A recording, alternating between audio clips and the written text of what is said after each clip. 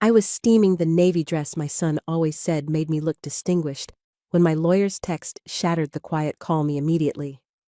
By 5:12 p.m., I had him on the line. And by 5:15 p.m., I was no longer the happiest mother-in-law in America. He told me that the woman my son married did not exist, not the name, not the career, not the past she'd woven so tenderly into our lives. I stood very still in my small apartment with its cheerful yellow walls and watched the steam fade into the afternoon light. Realizing the night ahead would end a marriage and expose a stranger at my family table. 6 months earlier, I believed in happy endings. My name is Margaret Thompson, widowed for 15 years, mother to one wonderful son named James, who works too hard and smiles like his late father. When he brought home Cassandra, the pediatric nurse with hazel eyes, perfect manners, and a gift for making an old-fashioned woman feel seen, I thought my prayers had been answered. She called me Mom Thompson. She remembered my decaf after 7:00 p.m., asked about my garden, and updated me on tiny patients I could never meet. She was sun on a cold day, and I leaned toward her warmth when they asked me to help fund the wedding. She squeezed my hand across my kitchen table and said the house I'd kept for 37 years was too much for me now. She painted independence as a generosity to myself and closeness as a promise I'd always have a place with them. I sold the house, gave them $50,000, and watched them dance beneath twinkle lights at a reception that cost $47,000. I contributed $35,000 toward it and told myself that love makes money meaningful. By 5:28 p.m. on that Tuesday, the steam from my iron had cooled and the truth burned in its place. Robert Mitchell has been my attorney since my husband died. He never calls after hours unless a storm is already in the yard. His voice was tight. There was no record of a Cassandra Williams at the Children's Hospital. My mind ran through every story she'd told Colorado childhood. Tragic car accident, rebuilding in a new city and found nothing to hold. The maple outside my window, the one with the bird feeder that brought cardinals through winter, swung peacefully, as if nothing had shifted in the world. But everything had. I drove to James's house with hands that wouldn't quite steady on the steering wheel. The manicured lawn and designer shrubs looked like a magazine spread purchased with certainty. Once. I took comfort in that, through the lit window. Their silhouettes moved in an easy choreography I had loved my son teasing. Cassandra laughing, a home softened by the routines that make a life. I sat in the car and let myself feel the grief before I became what the moment required. Then I walked to the door and knocked on the life I thought we shared. James answered first, all warmth and habit. He hugged me. And for a fleeting second, the world righted itself. He looked good, and yet not bone-tired in a way that sleep doesn't fix. Cassandra appeared in a floral apron over crisp jeans, the embodiment of gracious hosting. She offered wine, mentioned lasagna, and for a breath I wondered if I'd misheard everything. Then I really looked. The living room bore no trace of my son, no college banner. No antique clock his father left him. Not even the painting he saved from our old house. The taste was exquisite and total. A museum curated by someone who preferred her husband to be a guest in his own life. I asked James for a private word, and Cassandra materialized in the doorway at once, smiling a little too brightly, hearing just a little too closely. In his office, the only room that still looked like him, I asked the question that makes honest men exhale. How much did he truly know about his wife's past? He recited the biography I could have told in my sleep, then faltered when I asked for proof. No graduation photos, no colleagues, no friends from before. She took all work calls in the other room. She discouraged visits to the hospital because of policy. Doubt widened in him like a crack through glass. And I hated the pain, but trusted what the light revealed. I showed him the investigator's note from Robert. No employment record, a flag on identity, a pattern. The color drained from my son's face, and with it drained the spell Cassandra had woven so expertly. He said he felt suddenly 8 again, asking what to do when the neighborhood bullies changed the rules. We would eat dinner, I told him, because truth arrives best when a table is set and masks are on. Then we would decide how to lift them, back in the kitchen. Cassandra plated lasagna with surgical neatness. The table shone with my good china, my gift to them, flanked by flowers and cloth napkins folded into perfect fans. She chatted about my apartment and asked, so casually, whether I regretted selling the house. I asked, so gently, where the extra $15,000 from the sale had gone beyond the wedding and what she had once called little improvements. The room hushed. James did quiet arithmetic. Cassandra's fork hovered. She tried a story about student loans. My son remembered their mortgage application with no reported debt. Her smile thinned and reappeared. An actor slipping back into a role. But the stage lights had shifted. For the first time, I saw the woman behind the sweetness watching us for angles rather than affection. The silence at that dining table was heavier than any sermon I'd ever sat through. James's eyes searched his wife's face, confusion tightening into something sharper. Cassandra excused herself to check on dessert, but I noticed she left in too much of a hurry. Her shoulders rigid, her steps too quick. The clatter of dishes came from the kitchen, but it didn't feel like the sound of someone preparing tiramisu. It felt like cover. James leaned close, whispering, Mom, what else did your lawyer find? My hand shook as I set a folder on the table. I had planned to reveal it carefully, but the moment demanded otherwise. His wife was not Cassandra Williams. Her real name was Catherine Blackwood. She was 34, not 38, with 2 previous marriages that both ended in emptied bank accounts and vanishing acts. My son stared at the documents as though they were written in a language he wished he couldn't read. No, he muttered. This can't be her, but it was. The kitchen had grown quiet, too quiet. James and I stood at the same time, both sensing the shift. We hurried down the hall, only to find the back door ajar and the evening air curling the curtains inward.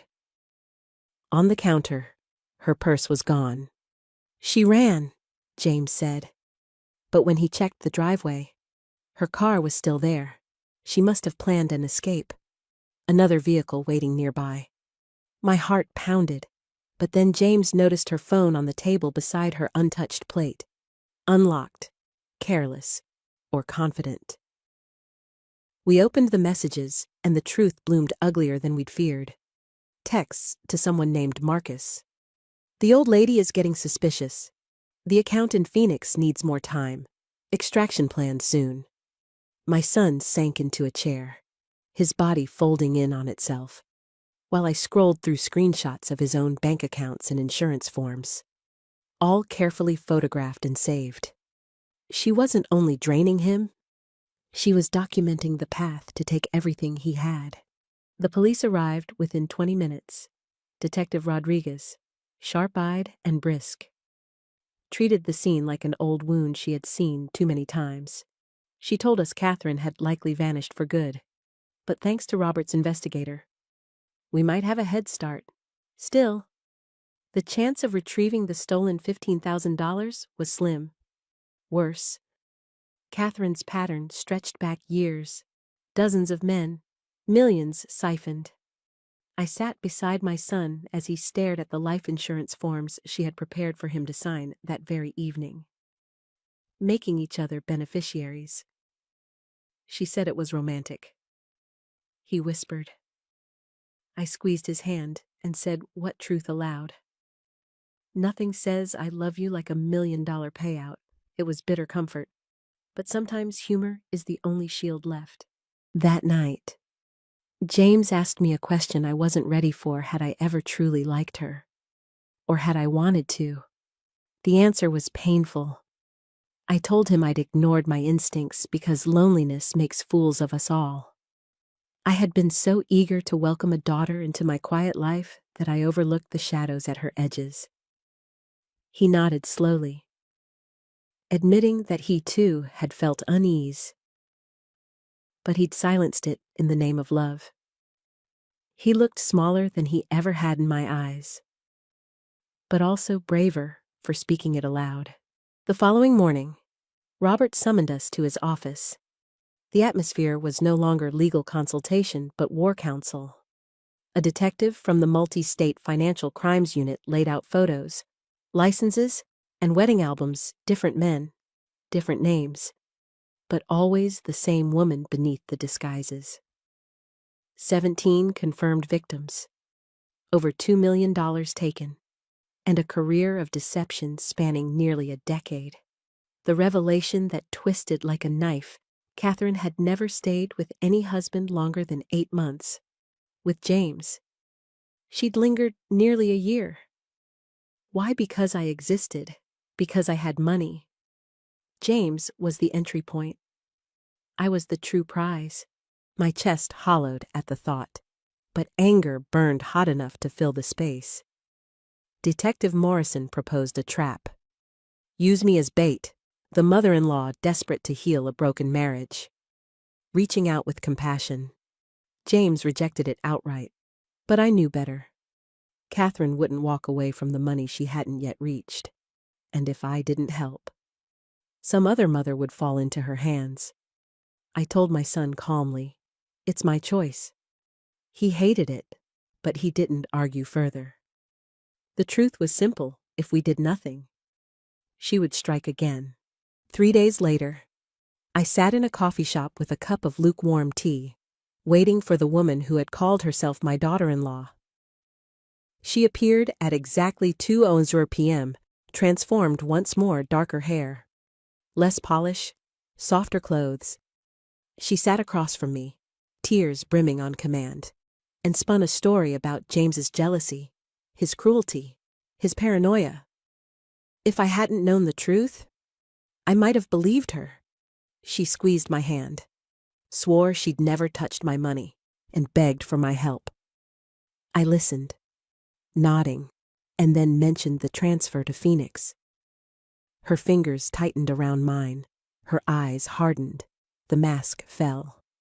"How much do you really know?" she asked coldly. "Everything," I told her, and gestured toward the detective who had been waiting nearby. Officers closed in, cuffs gleaming in the afternoon light. Catherine Blackwood didn't fight, but the venom in her glare promised the war wasn't over. As the police car carried her away, I felt an unexpected blend of grief and relief. Grief for the love that had never been real, for the family dinners I'd cherished under false pretenses. Relief that the nightmare was over, at least for us. James came to my side, asking if I was all right. I surprised myself with honesty. Better than all right. Finally free. Yet beneath the relief, another truth pulsed. Catherine had taken more than money. She had taken trust, and winning that back would be harder than any courtroom battle. The weeks that followed blurred into paperwork, interviews, and long nights when James sat across from me, silent except for the steady tapping of his fingers against his coffee mug. Catherine, now stripped of her aliases, faced charges across 4 states, but trials and indictments offered little comfort when the house still smelled faintly of her perfume and her sweater still hung on the back of the couch. Grief for someone who never existed is its own strange ache. I felt it every time I caught James glancing at the empty side of the bed in his photographs. Or when I reached for my phone to text Cassie about a recipe, only to remember the number belonged to a thief. Detective Morrison guided us through what he called reconstruction, His team mapped out Catherine's movements, her false employment records, her network of accomplices. One detail chilled me most: every victim she chose had been carefully researched. Their promotions noted in business journals. Their property values checked.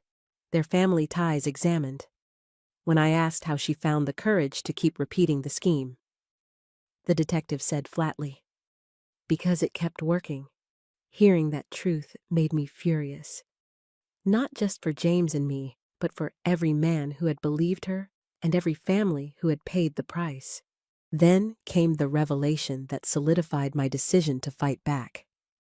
Catherine hadn't only wanted James's assets. She had asked me about my estate planning, about whether I'd considered leaving provisions for her if something happened to me. At the time, I'd thought she was thoughtful. Now I realized she'd been preparing her final act. The detective said it plainly: she was setting up to make me the ultimate target, perhaps even planning an accident once she secured inheritance. James went pale and told me I could not risk myself any further. But I had already made my choice. I would be the last woman she ever tried to destroy. So we set the trap. I reached out through one of her false contacts at the hospital, pretending I was confused, not suspicious, desperate to reconcile her with my son. She took the bait exactly as predicted, at the coffee shop. I watched her shed masks faster than a stage actress tears, excuses, affection, and finally that venomous truth when I revealed what we knew. Her arrest was swift, but her glare stayed with me. "This isn't over," she'd said, and in a way, she was right.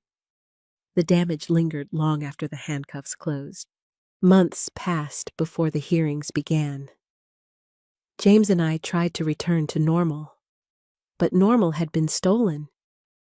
He struggled with guilt, replaying every red flag he'd ignored, while I fought my own shame for giving her so much money, for selling the home where I had raised him, for letting loneliness blind me. Yet slowly, healing came. He started laughing again, tentatively at first, then with the full warmth I remembered from his childhood. I bought a new house, small but mine, chosen not because someone persuaded me, but because I loved its view of the mountains. It felt like reclaiming a piece of myself. The Financial Crimes Unit estimated that Catherine had stolen more than $2 million in her years of deception. From us. She had taken $50,000, with $15,000 wired to Phoenix, and the rest scattered through accounts designed to vanish. The detective warned recovery would be slim, but by some grace. They managed to freeze enough assets to return nearly 60% when I held the notice in my hands. I realized the money no longer mattered as much as what we had gained. We had faced her, unmasked her, and ensured she couldn't harm others. One afternoon, on my new deck, James handed me a letter from another victim in Colorado. The man thanked us for sharing our story in court. Saying it made him feel less foolish for having believed in her. Reading his words, I understood something important. None of us were stupid. We were human. We wanted connection. We trusted. And while that trust had been abused, it also reminded us of what makes life bearable, the belief that love is possible. Catherine had exploited that hope, but she couldn't erase it. James asked me if I ever felt truly happy with her in our lives, even for a moment. I admitted I had. The happiness wasn't real, but the feeling was, and that distinction mattered. It meant I was still capable of joy, still open to love in whatever form it came, whether from a daughter-in-law who truly cared, or simply from evenings spent laughing with my son over coffee. That, I decided, was worth more than the money she had tried to steal. The day of Catherine's final restitution hearing arrived 6 months after her arrest. The courthouse felt heavy with stories not yet told, victims sitting shoulder to shoulder, each carrying their own version of the same betrayal. James and I took our place near the front, clutching the evidence folders that had become like unwanted companions. When the bailiff brought her in, shackled but still upright, I braced myself. Catherine's hair was darker, her face thinner, yet her eyes remained the same, calculating, unyielding, scanning the room as though searching for her next mark, even in chains. For a fleeting second, I pitied her. To live a life made entirely of masks must be a prison long before the bars close in. But pity quickly hardened into resolve. She had chosen this life, and she had nearly taken ours down with her. Detective Morrison spoke first, outlining her trail of aliases and the millions siphoned from lonely hearts across 4 states. Then it was my turn. I stood, palms damp but voice steady, and told the court what it felt like to welcome a daughter into my heart, only to learn she was a predator. I described selling my home of 37 years, handing over $50,000 because I believed in love, and watching the woman I trusted vanish into the night with my faith in humanity clutched tight in her fist. My words weren't polished like the detectives or legal like Robert's, but they were true. And in the end, that was enough. When I sat down, James squeezed my hand with the same grip he'd once given me before walking into his first-grade classroom. Fearful, but braver for holding on. The judge ordered restitution, though we all knew the money could never fully be recovered. Still, the announcement that nearly 60% of our funds would be returned felt like an unexpected mercy. Catherine barely reacted, her jaw set, her gaze fixed on some horizon beyond us. The sentence would keep her behind bars long enough that she would never again charm her way into another man's life. That knowledge brought more relief than any dollar amount ever could. Life after the trial was quieter, though the echoes of betrayal lingered. James spent long evenings with me on the deck of my new home, sometimes talking, sometimes just letting silence do its work. He admitted that he still felt foolish, still replayed the moment he first saw her smile and thought it was salvation. I reminded him that foolishness and hope often wear the same clothes, and that choosing to believe in love is never shameful. Slowly, he began to rebuild not just his finances, but his confidence.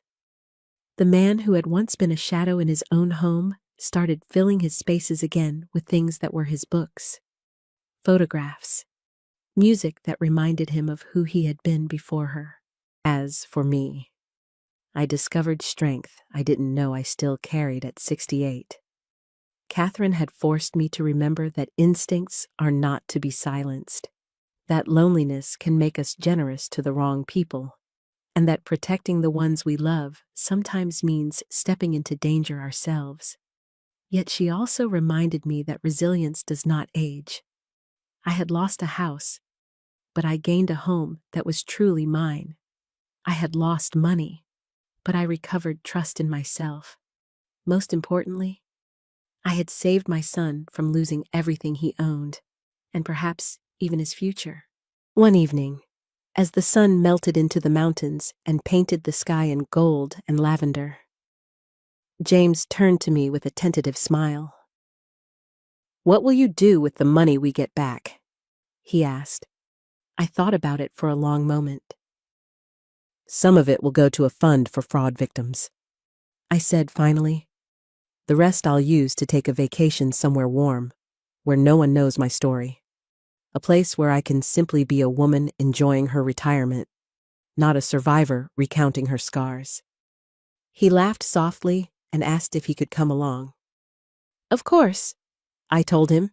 "After everything we've endured, I can't imagine a better traveling companion." As darkness settled around us, I realized that Catherine Blackwood had failed in the one thing she wanted most. She had not broken us. If anything, she had reminded us that family, real family, isn't built on money or appearances but on truth, resilience, and love that survives betrayal. And in that realization, I found peace. Thank you for listening to my story.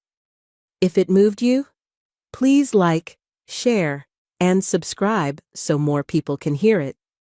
And I would love to know your thoughts. Have you ever trusted someone who turned out to be nothing like they seemed?